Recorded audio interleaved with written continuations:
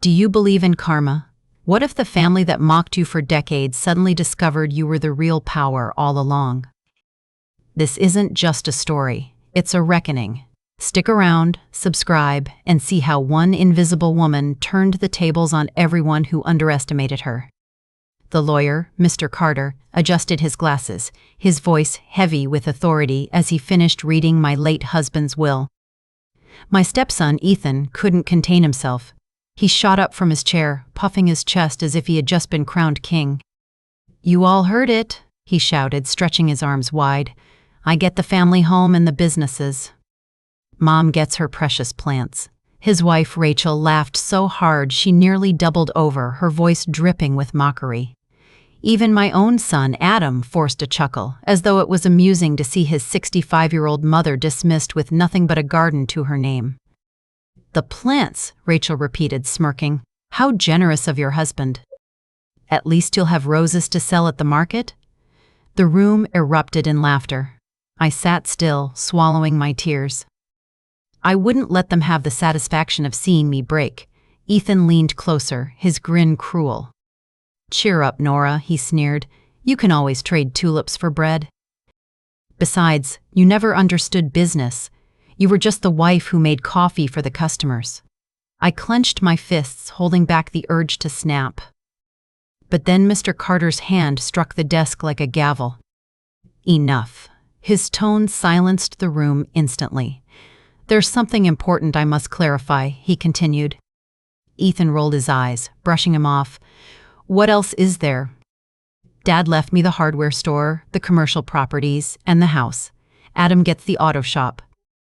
Nora," he jabbed a finger at me as if I were a stranger, "gets her plants, fair and square, Mr. Four." Carter opened a sealed folder, his expression sharp. "Actually, the businesses you think you've inherited don't belong to you. They've been under Mrs. Nora's name since the day they were founded 25 years ago." The air froze. Ethan's triumphant grin collapsed. Rachel's eyes went wide. Adam leaned forward, stunned. Even his wife, Lisa, gripped his arm nervously. "That's impossible," Ethan stammered. "Dad owned everything." "I worked side by side with him for years. Everyone knows that." "You worked," Carter corrected, "but not for yourselves. Every contract, every expansion, every financial decision was approved by Mrs. Nora. Your father was merely the face of the businesses. She was the true owner." Rachel jumped to her feet, her voice shrill. "This has to be a forgery. How could a woman who spends her time pruning roses own 3 companies?" Carter calmly produced documents. "Here are the incorporation papers, deeds, and bank records, all signed by Mrs. the N.A. Nora. I also have testimonies from the accountant, the bank manager, and the engineer who built the hardware store's expansion. Every one of them confirms she gave the orders, not your father." Ethan stumbled back into his chair, pale as a ghost. Adam looked betrayed. "But Dad told us we were his partners, that one day it would all be ours." "That was his hope," Carter said firmly. "He thought if you proved yourselves, Nora might pass the torch. He was wrong." For the first time, I spoke. My voice was steady, though my heart was pounding. "It's true, Adam. Every major decision came through me. Your father brought the files home every night.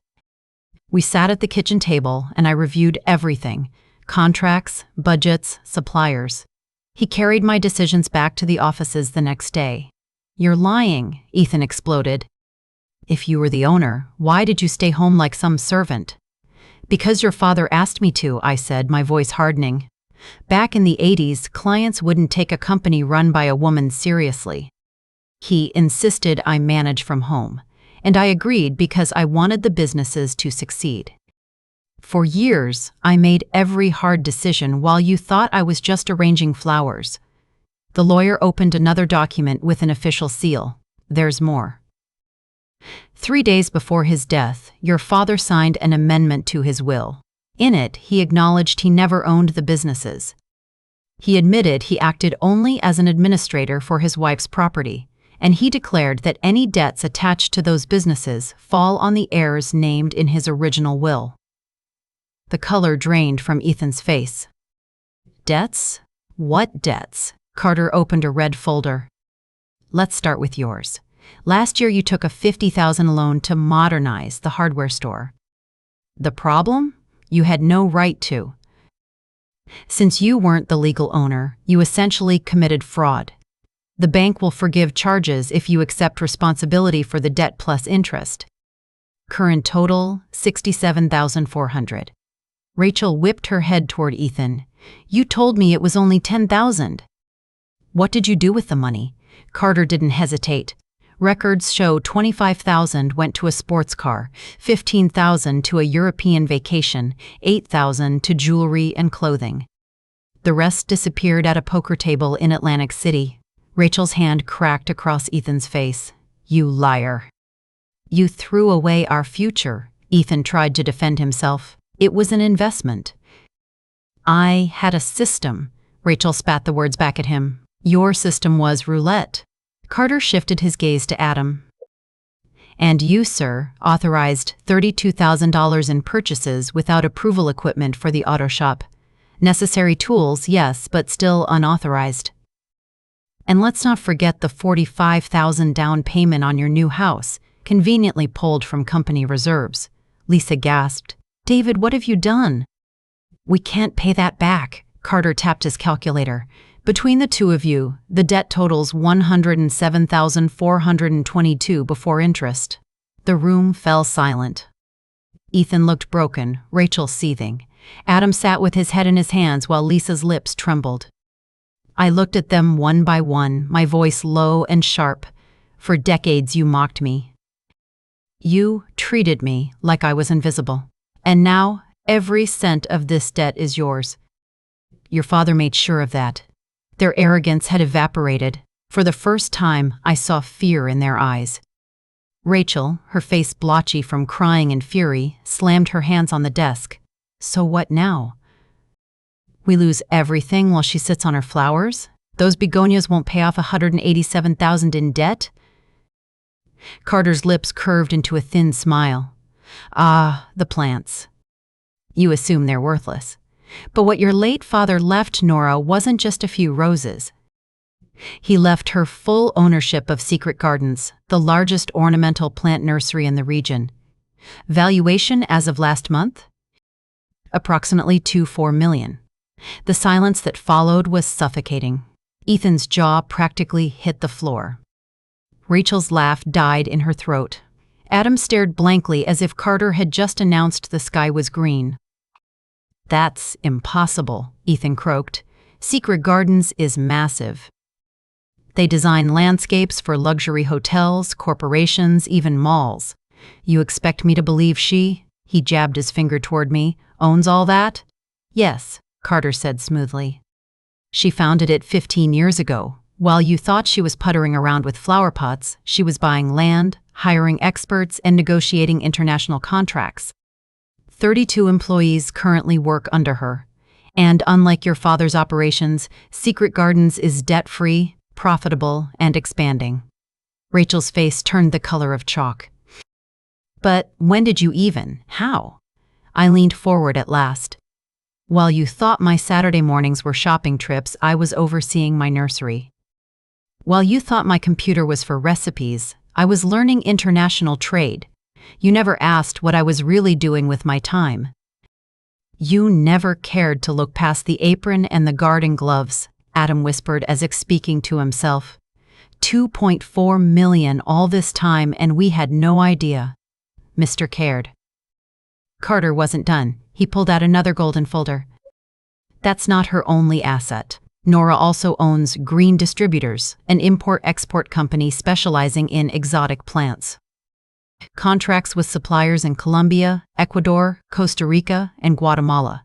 Current value, $800,000, with projected 30% growth next year.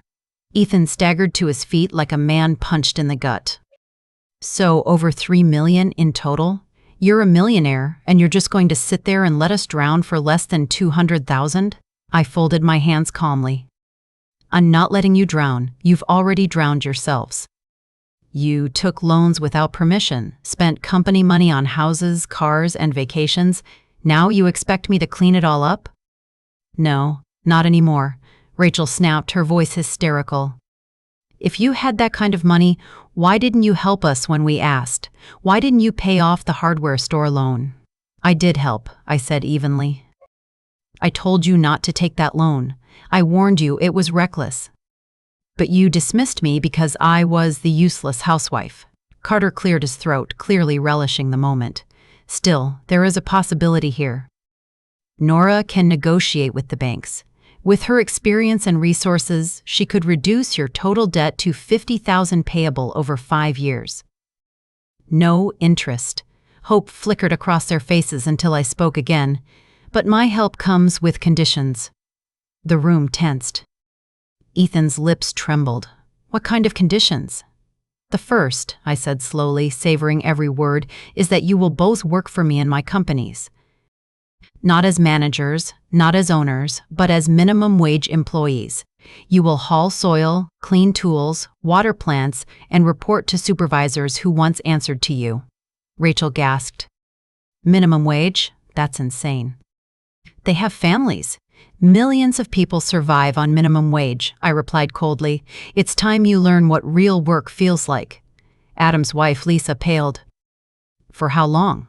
Until the $50,000 is repaid. Considering your expenses, I'd estimate 8 years. Adam slammed his fist on the table. 8 years? That's slavery. I have skills. I could make 10 times that somewhere else. You can try, I said, my tone razor sharp, but remember, your debts are now on record. No bank will hire you. No company will trust you with finances. You're stuck, Carter confirmed, smirking.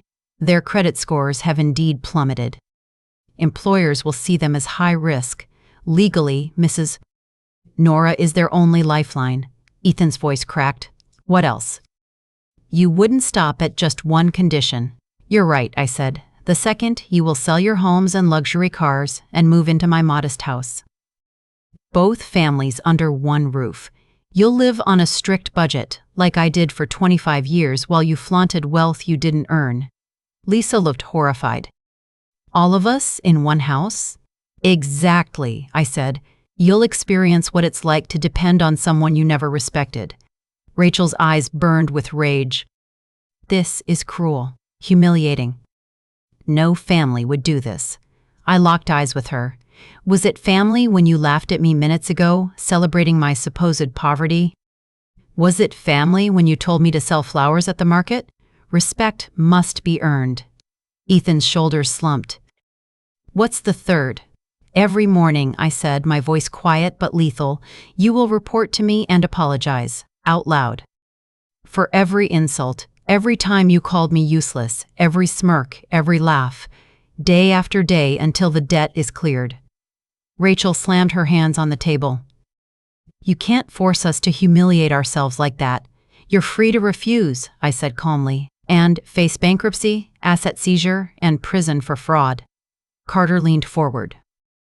What's the fourth term, Mrs. Nora? The money you pay me will be considered a personal loan.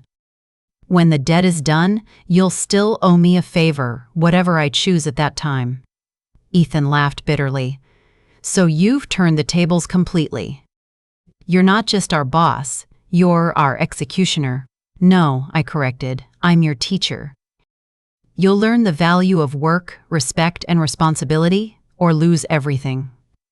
The room spun into chaos. Rachel sobbed. Lisa whispered frantically to Adam. Ethan buried his face in his hands. I watched in silence, 25 years of swallowed humiliation finally balancing out. Carter's voice cut through. You have 5 minutes to decide. After that, Mrs. Anter, Mrs. Nora's offer worsens. The clock ticked. Rachel wept. Ethan paced like a madman. Lisa pleaded with Adam about the children. Finally, Adam stood, tears in his eyes. Mom, I accept. All of it. For my kids, for Lisa, for the baby she's carrying. Please. The word baby hung in the air like a thunderclap. Even I was momentarily shaken. Lisa sobbed, clutching her stomach. Please, Nora. If not for us, do it for your grandchild. I didn't soften. then that child will grow up with parents who finally understand the value of money. That's the best gift I can give. Rachel looked at me with venom. Fine. We'll sign your damn contracts. But know this, you've destroyed this family forever. I rose slowly, meeting her gaze. There was no family to destroy. You made sure of that years ago, Mr. Carter slid a neat stack of contracts across the table, his pen glinting under the office light. All ready for signature, he said smoothly. Ethan's eyes widened. You already had these drawn up? On Mrs. Nora's instructions, Carter confirmed. She anticipated precisely how this meeting would unfold. Rachel snatched one of the contracts, scanning it in horror. This is insane. Purchases over $50 require her permission? Are salaries deposited into an account she controls? Any disrespect? Any sabotage penalties added? Lisa's face went pale as she read another line. It says here we surrender our cell phones and computers for inspection. She wants to monitor our communications? That's right, I said coldly. You are entry-level employees now. You have no right to corporate privacy. Adam's hands trembled as he read his copy. 6 a.m. to 6 p.m., 6 days a week. Minimum wage? Mom, this will kill us. You'll survive, I replied. Millions of people work harder for less. Now, it's your turn. Ethan's jaw clenched as he found another clause. We're forbidden from drinking alcohol for the entire 8 years? I met his gaze without flinching. You've already proven terrible judgment sober. I won't risk worse decisions under the influence. The clock ticked ominously. 30 seconds, Carter announced. Otherwise, the offer gets harsher. Rachel, sobbing, grabbed the pen first. Feels like signing my soul to the devil, she muttered. The devil, I said coolly, wouldn't have been this generous. Ethan scrawled his name with shaking hands. Adam hesitated, looking at me with pleading eyes before signing. Lisa wasn't legally bound, but Carter gave her a cohabitation agreement, rules for living under my roof. She signed silently. Carter gathered the papers with satisfaction. Excellent. The contracts are binding. Employment begins Monday at 6 a.m. Sharp. I stood, finally asserting the authority I had hidden for decades. Now you'll discover what it's like to live as I did, ignored, underestimated, powerless. The difference is, you deserve it. I never did. 6 months later, I sat in my executive office at Secret Gardens, watching rain fall on the nursery below. Ethan carried heavy pots through the mud, his once perfect hands blistered. Adam followed minutes later, soaked to the bone, humility etched into his posture. Rachel scrubbed tools with mechanical precision. Every morning, without fail, they reported to me. Ethan's voice cracked each time. Good morning, Mrs. Nora. I apologize for calling you useless. I apologize for wasting company money on gambling and lies. Adam's tone was weary, defeated. Good morning, Mrs. Nora. I apologize for assuming I was entitled to what you built. I apologize for not defending you. Rachel's apology was the longest, her voice bitter but steady. Good morning, Mrs. Ziria. Nora. I apologize for mocking you, for laughing at your plants, for celebrating when I thought you would be left with nothing. It was no joy to hear them break, it was balance. For 25 years, they humiliated me. Now, day by day, they restored my dignity. Business thrived. Secret Gardens grew by 40%. Green distributors signed new international contracts worth millions. Even the auto shop and hardware store, once mismanaged by Adam and Ethan, became profitable under my hand. The irony was delicious. While they labored for minimum wage, their former roles flourished in my control. One rainy morning, Adam entered my office, cap in hand. Mrs. Nora, he began, his voice trembling. I beg a favor. Lisa's pregnancy is complicated. She needs me at the hospital for 2 weeks. I studied him. For 6 months I had seen arrogance stripped away. Now, in his eyes, I saw something new. Humility, sincerity, Your contract specifies penalties for absence, I reminded him. I accept them, he said quickly. Dock my pay, punish me however you must. But let me be with her. For the first time, I allowed a concession. You may go. You'll work double shifts when you return, and every lost hour will be deducted from your wage. Tears of relief filled his eyes. Thank you. Thank you, Mrs. Nora. I leaned back in my chair, watching him leave. For once, his gratitude wasn't about money or entitlement. It was real. Maybe, just maybe, my lesson was sinking in. Down below, Ethan hauled soil without rage, just quiet acceptance. Rachel worked with precision instead of resentment. The arrogance that once poisoned every word had drained away. The phone rang. A journalist wanted to profile me for a business magazine. Your story is remarkable, he said. A woman who built an empire while her family dismissed her as a housewife. What's the most satisfying moment of your career? I gazed out the window, watching my former tormentors labor in the dirt. The moment, I answered softly, when those who once underestimated me finally learned the true value of respect. And that's how the Invisible Woman became the queen of her own empire, not by revenge, but by justice. They laughed at her for decades. Now they work for her, beg her mercy, and finally understand what they destroyed. If you enjoyed this story, don't forget to subscribe and share, because stories like this prove one truth: never underestimate the quiet ones. They